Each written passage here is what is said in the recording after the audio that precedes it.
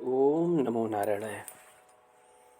प्रिय श्रद्धालुजनों,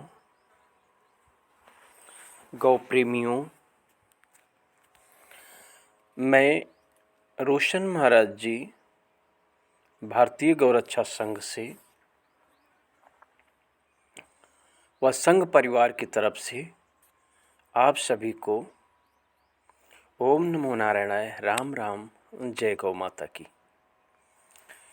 प्रिय गौ प्रेमियों, संस्कृति प्रिय श्रद्धालुजनों, आज हम गौ माता के बारे में वो तथ्य बताएंगे, वो चीज़ें बताएंगे कि आप सुनकर दंग रह जाएंगे कि गाय माता हमारे लिए कितना उपयोगी है। आज उन तथ्यों को हम आपके सामने उजागर करेंगे। कहते हैं हिंदू धर्म में गाय का महत्व इसलिए नहीं रहा कि प्राचीन काल में भारत एक ऋषि प्रधान देश था और आज भी है, और गाय को अर्थव्यवस्था की रीढ़ माना जाता था। भारत जैसे और भी देश हैं जो कृषि प्रधान रहे हैं, लेकिन वहाँ गाय को इतना महत्व नहीं मिला जितना भारत में। प्रियजनों, दरअसल हिंदू धर्म में गाय के महत्व के कुछ आध्यात्मिक, धार्मिक और चिकित्सीय कारण भी रहे हैं। सो हम आपको वो तथ्य आपके सामने रखते हैं जो आप सुने।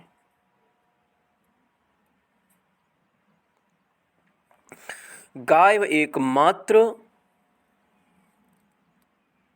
ऐसा पशु है, गाय माता ऐसा जीव है जिसका सब कुछ सभी की सेवा में काम आता है। प्रियजनों, हमारे कहने का मतलब गाय माता एक ऐसा जीव है जिसका सब कुछ सभी की सेवा में काम आता है।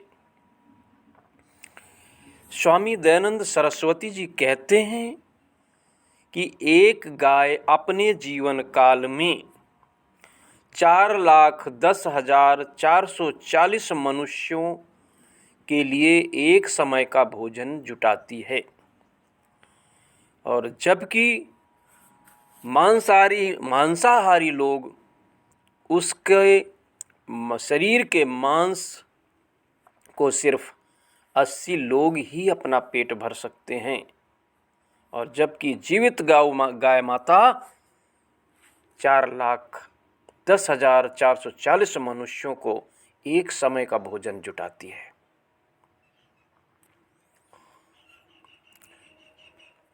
कहते हैं गाय का दूध, मूत्र, गोबर के अलावा दूध से निकला घी, दही, छाछ, मक्खन आदि सभी बहुत ही उपयोगी है।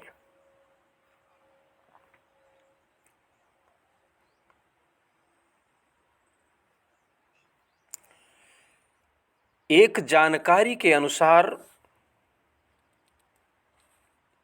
हम आपको बताते हैं कि एक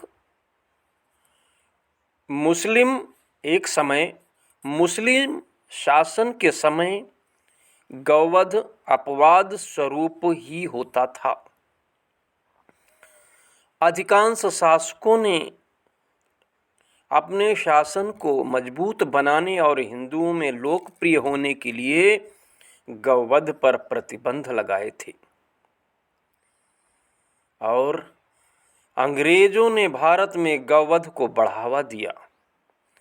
अपने इस कुकर्म पर पर्दा डालने के लिए उन्होंने मुस्लिम कसाईयों की नियुक्ति और बुचड़खाने में की थी। आगे कहते हैं, गुरु वशिष्ठ ने गाय के कुल का विस्तार किया और उन्होंने गाय की नई प्रजातियों को भी बनाया। प्रिय गौ प्रेमियों, उस समय गाय की 8 या 10 नस्लें ही थीं, जिनका नाम कामधेनु, कपिला, देवनी, नंदिनी, भौमा आदि था।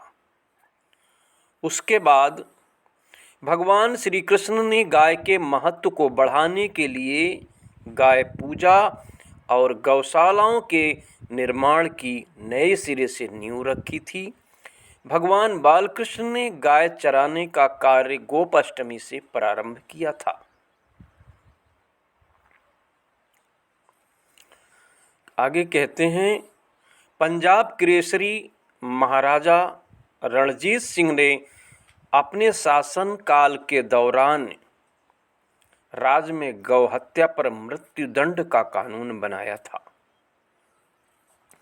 और जो रामचंद्र वीर ने थे, उन्होंने 70 दिनों तक गौ हत्या पर, प्रिय गौ प्रेमियों, उन्होंने रोक लगाने के लिए अनशन किया था।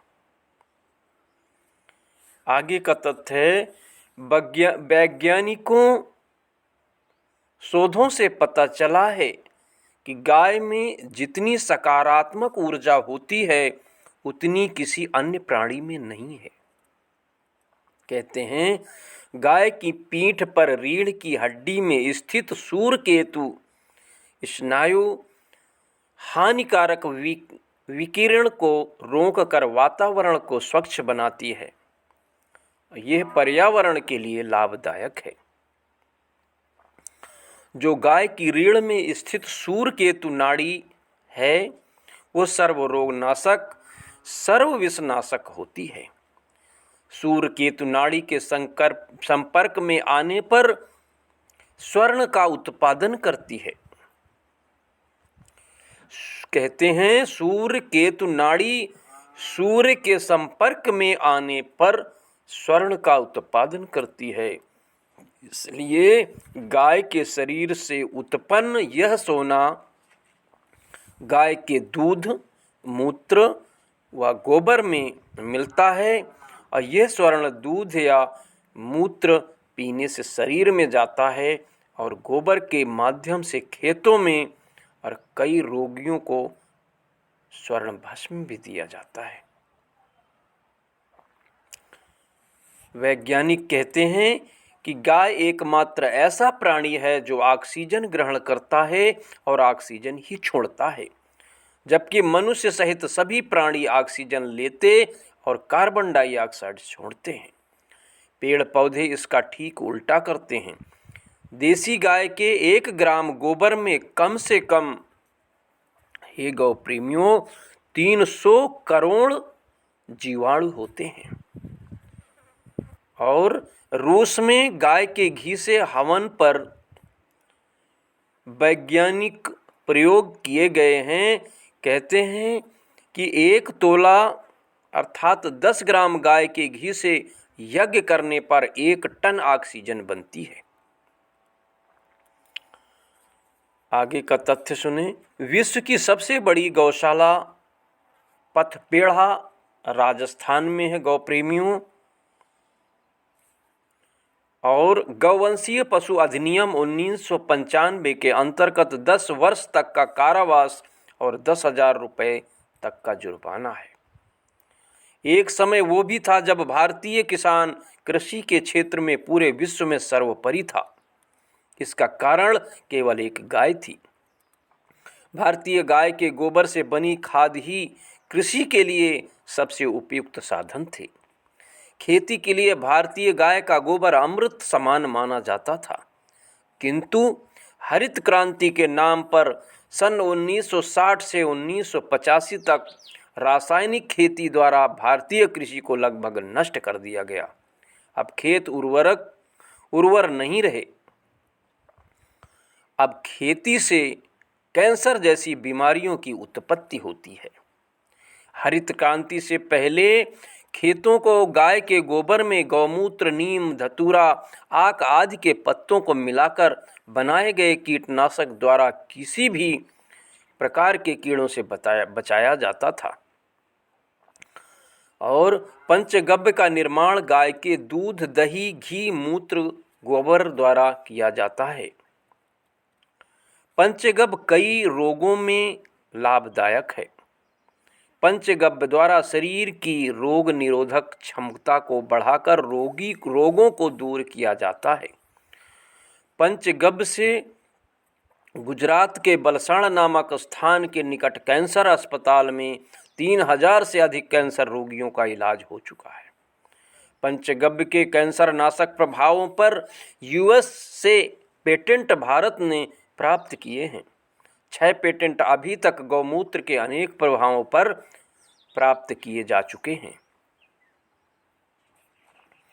हिंदू धर्म के अनुसार गाय में 33 कोटि देवी देवता निवास करते हैं। गौ प्रेमियों, 33 कोटि का अर्थ करोड़ नहीं है। कोटि का अर्थ होता है प्रकार। इसका मतलब गाय में 33 प्रकार के देवता निवास करते हैं जो हमारे इस सृष्टि का संचालन करते हैं। ये देवता हैं 12 आदित्य, 8 वसु, 11 रुद्र और 2 अश्विनी कुमार। ये सभी देवता मिलकर 33 होते हैं, जिसे हमने अपने शास्त्रों में 33 कोटि देवता बताए हैं। पर कुछ लोग इसका गलत अर्थ लगाते हैं कि हिंदुओं में 33 कोटि देवता हैं, तो ऐसा नहीं है। वो संस्कृत शब्द है जिससे कोटि का अर्थ प्रकार होता है। शास्त्रों और विद्वानों के अनुसार कुछ पशु पक्षी ऐसे हैं जो आत्मा की विकास यात्रा के अंतिम पड़ाव पर होते हैं। उनमें से प्रियजनों गाय भी एक है। इसके बाद गाय को इसके शरीर छूटने के बाद इसको मनुष्य योनि में आना ही होता है। कहते हैं कत्ल खाने में जा रही गाय को छुड़ाकर उसके पालन पोषण की व्यवस्था करने पर मनुष्य को गौ यज्ञ का फल मिलता है। भगवान शिव के प्रिय पत्र वेलोपत्र की उत्पत्ति गाय के गोबर में से ही हुई थी। ऋग्वेद ने गाय को अगन्या कहा है। यजुर्वेद कहता है कि गौ अनुपमेय है। अथर्ववेद में गाय को संपत्तियों का घर कहा गया है। इस देश में लोगों की बोलियां, खाने पीने के तरीके अलग हैं, पर पृथ्वी की तरह ही सीधी साधी गाय भी बिना विरोध मनुष्य को सब कुछ देती है। पौराणिक मान्यताओं व श्रुतियों के अनुसार गायें साक्षात विष्णु रूप हैं। गाय सर्ववेदमयी और वेद गौमय है। भगवान श्री कृष्ण को सारा ज्ञान कोश गोचारण से ही गाय चराते समय ही प्राप्त हुआ था। भगवान राम के पूर्वज महाराजा दिलीप नंदिनी गाय की पूजा करते थे। आगे गणेश भगवान का सिर कटने पर शिवजी द्वारा एक गाय दान करने का दंड रखा गया था और वही पार्वती को देनी पड़ी थी। आगे भगवान भोलेनाथ का वाहन नंदी दक्षिण भारत की आंगोल नस्ल का सांड था। जैन आदि तीर्थकर भगवान ऋषभदेव का चिन्ह बैल था। और गरुड़ पुराण के अनुसार वैतरणी पार करने के लिए गोदान का महत्व बताया गया है। श्राद्ध कर्म में भी गाय के दूध की खीर का प्रयोग किया जाता है, क्योंकि इसी खीर से पितरों की ज़्यादा से ज़्यादा तृप्ति होती है। और अब आगे हम बताते हैं गाय से संबंधित धार्मिक व्रत व उपवास। पहला गोप द्विमव्रत। इसका उपवास करने से सुख, सौभाग्य, संपत्ति, पुत्र पौत्र आदि के सुखों को देने वाला है। और गोवत्स द्वादशी व्रत, इस व्रत के उपवास से समस्त मनोकामनाएं पूर्ण होती हैं। तीसरा है गोवर्धन पूजा। गोवर्धन पूजा से इस लोक के समस्त सुखों में वृद्धि के साथ मोक्ष की प्राप्ति होती है। चौथा है गोत्रिरात्र व्रत, जिससे पुत्र प्राप्ति, सुख भोग और गोलोक की प्राप्ति होती है। पांचवा गोपाष्टमी, सुख सौभाग्य में वृद्धि होती है। पयोव्रत अर्थात पुत्र की प्राप्ति की इच्छा रखने वाले दंपतियों को संतान की प्राप्ति होती है। कहते हैं आज से लगभग 9,500 वर्ष पूर्व गुरु वशिष्ठ ने गाय के कुल का विस्तार किया और उन्होंने गाय की नई प्रजातियों को भी बनाया तथा गाय की 8 या 10 नस्लें ही थीं, जिनका नाम कामधेनु, कपिला, देवनी, नंदनी, भौमा आदि था। वर्तमान में गायों की प्रमुख नस्लें भारत में आजकल गाय की प्रमुख 30 नस्लें पाई जाती हैं। गायों की यूं तो कई नस्लें होती हैं, लेकिन भारत में मुख्यतः साहीवाल, पंजाब, हरियाणा, दिल्ली, उत्तर प्रदेश, बिहार और गिर गाय, दक्षिण काठियावाड़,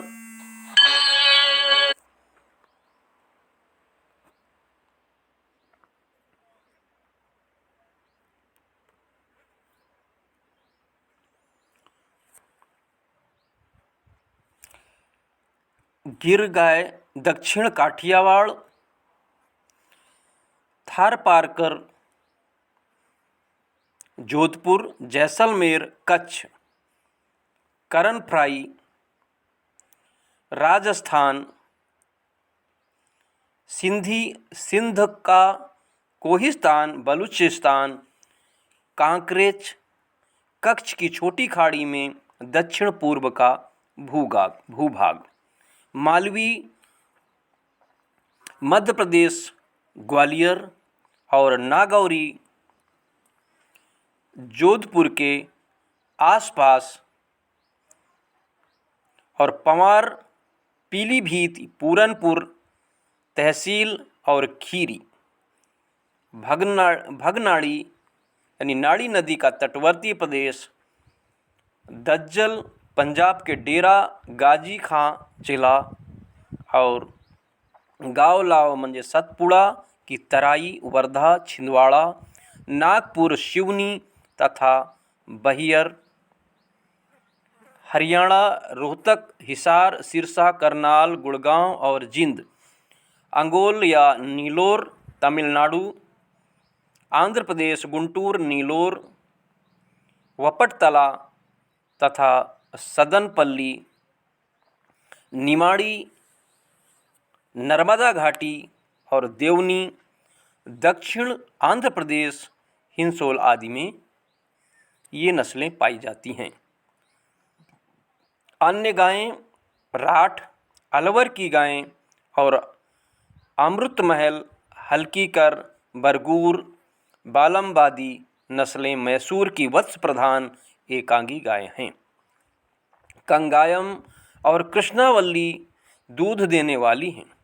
विदेशी नस्लों में जर्सी गाय सर्वाधिक लोकप्रिय है। यह गाय दूध भी अधिक देती है। गाय कई रंगों जैसे सफ़ेद, काली, लाल, बादामी तथा चितकबरी होती है। भारतीय गाय छोटी होती है, जबकि विदेशी गाय का शरीर थोड़ा भारी होता है। अब हम आपको प्रिय गौ प्रेमियों, गाय पर महापुरुषों ने क्या क्या कहा है हम वो बताते हैं, सुने। गौ माता की महापुरुषों ने क्या क्या महत्ता बताई है, शास्त्रों में क्या क्या महत्व आया है, सुने।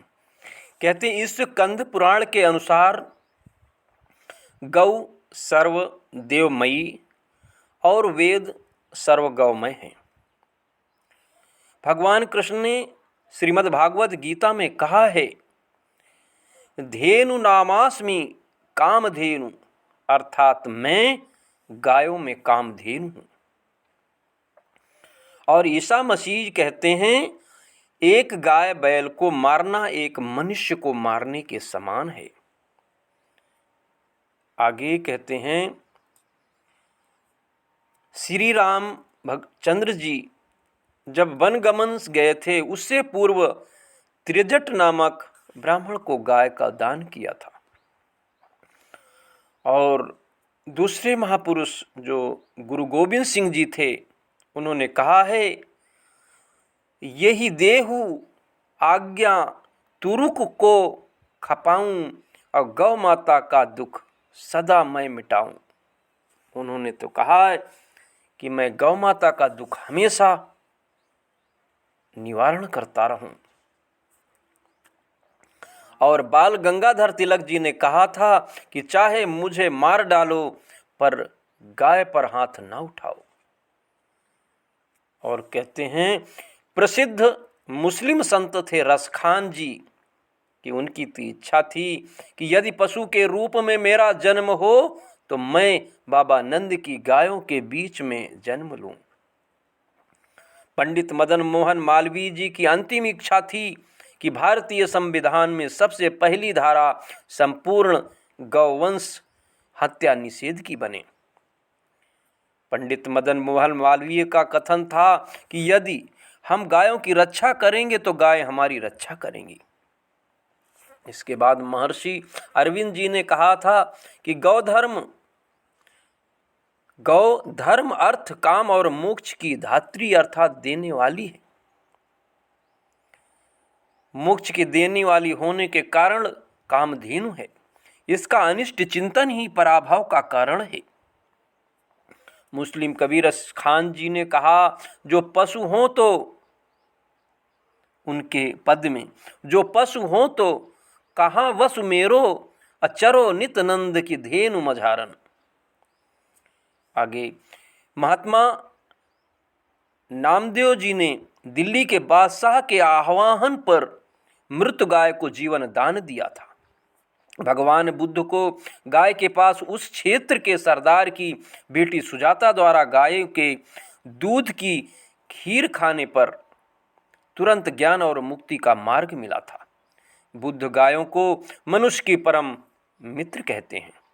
जैन आगमों में कामधेनु को स्वर्ग की गाय कहा गया है और प्राणी मात्र को अवध्या माना है।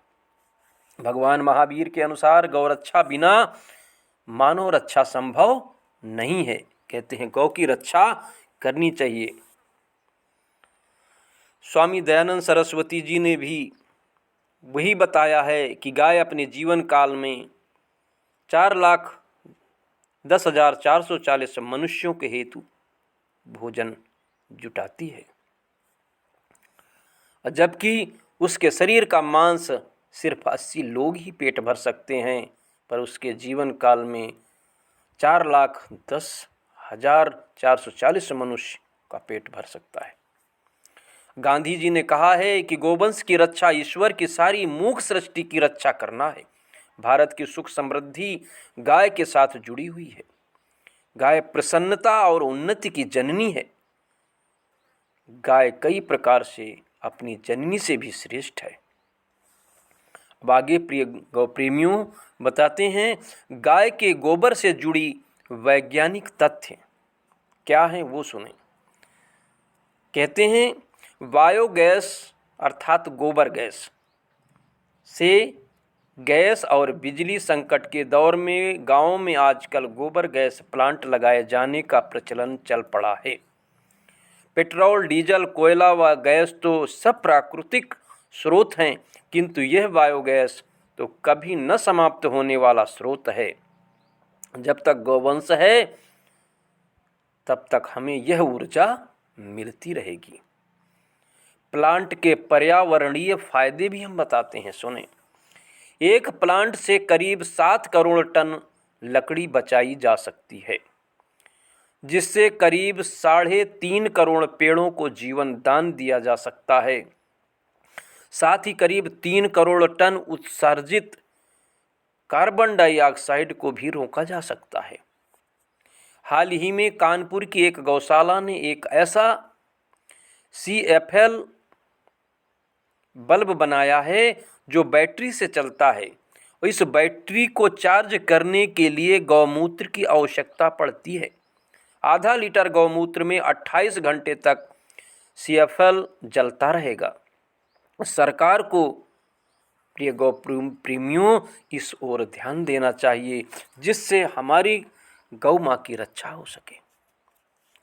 दूसरा, गोबर गैस संयंत्र में गैस प्राप्ति के बाद बचे पदार्थ का उपयोग खेती के लिए जैविक खाद बनाने में किया जाता है। और आगे, खेती के लिए भारतीय गाय का गोबर अमृत समान माना जाता है। इसे अमृत के कारण भारत भूमि सहस्रों वर्षों से सोना उगलती आ रही है। वैज्ञानिक कहते हैं कि गाय के गोबर में विटामिन B12 प्रचुर मात्रा में पाया जाता है। यह रेडियोधर्मिता को भी सोख लेता है। आम मान्यता है कि गाय के गोबर के कंडे से धुआं करने पर कीटाणु, मच्छर आदि भाग जाते हैं तथा दुर्गंध का नाश होता है। गाय के सींग गाय के रक्षा कवच होते हैं और गाय को इसके द्वारा सीधे तौर पर प्राकृतिक ऊर्जा मिलती है। और यह एक प्रकार से गाय को ईश्वर द्वारा प्रदत्त एंटीना उपकरण है। गाय की मृत्यु के 45 साल बाद तक भी ये सुरक्षित बने रहते हैं। गाय की मृत्यु के बाद उसके सींग का उपयोग श्रेष्ठ गुणवत्ता की खाद बनाने के लिए प्राचीन समय से होता आ रहा है। और आगे, गौमूत्र और गोबर फसलों के लिए बहुत उपयोगी कीटनाशक सिद्ध हुए हैं। कीटनाशक के रूप में गोबर और गौमूत्र के इस्तेमाल के लिए अनुसंधान केंद्र खोले जा सकते हैं, क्योंकि इनमें रासायनिक उर्वरकों के दुष्प्रभावों के बिना खेतिहर उत्पादन बढ़ाने की अपार क्षमता है। इसके बैक्टीरिया अन्य कई जटिल रोगों में भी फायदेमंद होते हैं। गौमूत्र अपने आसपास के वातावरण को भी शुद्ध रखता है। कृषि में रासायनिक खाद्य और कीटनाशक पदार्थ की जगह गाय का गोबर इस्तेमाल करने से जहां भूमि उर्वरता बनी रहती है, वहीं उत्पादन भी अधिक होता है। दूसरी ओर, पैदा की जा रही सब्जी, फल या अनाज की फसल की गुणवत्ता भी बनी रहती है। जुताई करते समय गिरने वाले गोबर और गौमूत्र से भूमि में स्वतः खाद डलती जाती है। और आगे, प्रकृति के 99% कीट प्राणी के लिए लाभदायक है। गौमूत्र या खमीर हुए छाछ से बने कीटनाशक इन सहायक कीटों को प्रभावित नहीं करते। एक गाय का गोबर 7 एकड़ भूमि को खाद और मूत्र 100 एकड़ भूमि की फसल को कीटों से बचा सकता है। केवल 40 करोड़ गौवंश के गोबर व मूत्र से भारत में 84 लाख एकड़ भूमि को उपजाऊ बनाया जा सकता है। और गाय के गोबर का चर्म रोगों में उपचारीय महत्व सर्वविदित है। प्राचीन काल में मकानों के दीवारों और भूमि को गाय के गोबर से लीपा पोता जाता था। ये गोबर जहां दीवारों को मजबूत बनाता था, वहीं ये घरों पर परजीवियों, मच्छर और कीटाणुओं के हमले से भी रोकता था। आज भी गांवों में गाय के गोबर का प्रयोग चूल्हे बनाने, आंगन लीपने एवं मंगल कार्यों में किया जाता है। गाय का दूध पीने से शक्ति का संचार होता है। ये हमारी रोग प्रतिरोधक क्षमता को बढ़ाता है। हाथ पांव में जलन होने पर गाय के घी से मालिश करने पर आराम मिलता है। गाय के दूध से रेडियो एक्टिव विकिरणों से होने वाले रोगों से भी बचा जा सकता है। गाय का दूध फैट रहित परंतु शक्तिशाली होता है। उसे पीने से मोटापा नहीं बढ़ता तथा स्त्रियों के प्रदर रोग आदि में लाभ होता है। गाय के घी व गोबर से निकलने वाले धुएं से प्रदूषण जनित रोगों से बचा जा सकता है। गाय का दूध व घी अमृत के समान है। गाय के दूध का प्रतिदिन सेवन अनेक बीमारियों से दूर रखता है। सफ़ेद रंग की गाय का दूध पाचक होता है जो शरीर को हष्ट-पुष्ट बनाता है।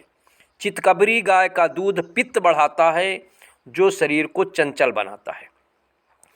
काले रंग की गाय का दूध मीठा होता है जो गैस के रोगों को दूर करता है। लाल रंग की गाय का दूध रक्त बढ़ाता है जो शरीर को स्फूर्ति वाला बनाता है। पीले रंग की गाय का दूध पित्त को संतुलित करता है जो शरीर को ओजपूर्ण बनाता है।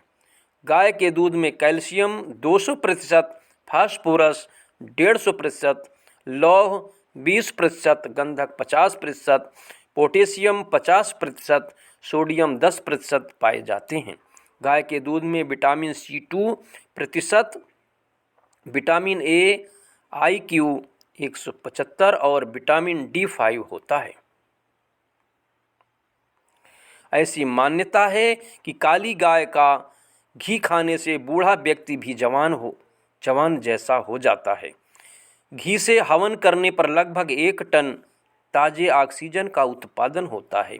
यही कारण है कि मंदिरों में गाय के घी का दीपक जलाने तथा धार्मिक समारोह में यज्ञ करने की प्रथा प्रचलित है। गाय का घी नाक में डालने से बाल झड़ना समाप्त होकर नए बाल भी आने लगते हैं। गाय के घी को नाक में डालने से मानसिक शांति मिलती है, याददाश्त तेज होती है। देसी गाय के घी में कैंसर से लड़ने की अचूक क्षमता होती है। इसके सेवन से स्तन तथा आंत के खतरनाक कैंसर से बचा जा सकता है। 2 बूंद देसी गाय का घी नाक में सुबह शाम डालने से माइग्रेन दर्द ठीक हो जाता है। 2 बूंद देसी गाय का घी आंखों में डालने से आंखों की ज्योति बढ़ती है। गौमूत्र को सबसे उत्तम औषधियों की लिस्ट में शामिल किया गया है। वैज्ञानिक कहते हैं कि गौमूत्र में पारद और गंधक के तात्विक गुण होते हैं। यदि आप गौमूत्र का सेवन कर रहे हैं तो प्लीहा और यकृत के रोग नष्ट कर रहे हैं। गौमूत्र कैंसर जैसे असाध्य रोगों को भी जड़ से दूर कर सकता है। गौमूत्र चिकित्सा वैज्ञानिक कहते हैं कि गाय का लीवर 4 भागों में बटा होता है। इसके अंतिम हिस्से में एक प्रकार का एसिड होता है जो कैंसर जैसे रोगों को जड़ से मिटाने की क्षमता रखता है। गौमूत्र का खाली पेट प्रतिदिन निश्चित मात्रा में सेवन करने से कैंसर जैसे रोग भी नष्ट हो जाते हैं। गाय के मूत्र में potassium, sodium, nitrogen, phosphate, urea, uric acid होता है। दूध देते समय गाय के मूत्र में लैक्टोज की वृद्धि होती है जो हृदय रोगियों के लिए लाभदायक है। गौमूत्र में प्रति ऑक्सीकरण की क्षमता के कारण DNA को नष्ट होने से बचाया जा सकता है। गौमूत्र से बनी औषधियों से cancer, blood pressure, arthritis, cervical हड्डी संबंधित रोगों का उपचार भी संभव है। गौमूत्र में नाइट्रोजन, सल्फर, अमोनिया, कॉपर, लौह तत्व, uric acid, urea, phosphate, sodium, potassium, manganese, carbolic acid, calcium, vitamin A, B, D, E, enzyme, lactose, sulphuric अम्ल, हाइड्रोक्साइड आदि मुख्य रूप से पाए जाते हैं। यूरिया मूत्रल कीटाणुनाशक है। पोटेशियम क्षुधावर्धक, रक्तचाप नियामक, सोडियम द्रव्य मात्रा एवं तंत्रिका शक्ति का नियमन करता है। मैग्नीशियम एवं कैल्शियम हृदय गति को नियमन करते हैं। अब आगे हम आपको प्रिय गौ प्रेमियों बताते हैं दही के बारे में। दही हमारे पाचन तंत्र को सेहतमंद बनाए रखने में बहुत ही कारगर सिद्ध होता है। रात में दही नहीं खाते हैं। दही में सुपाच्य प्रोटीन एवं लाभकारी जीवाणु होते हैं जो क्षुधा को बढ़ाने में सहायता करते हैं। और आगे, दही का स्वास्थ्य के साथ साथ सौंदर्य निखारने में भी महत्वपूर्ण स्थान है। चेहरे की त्वचा और बालों पर दही लगाने से लाभ मिलता है। दही चेहरे, गर्दन व बाजू आदि के सौंदर्य को भी निखारता है।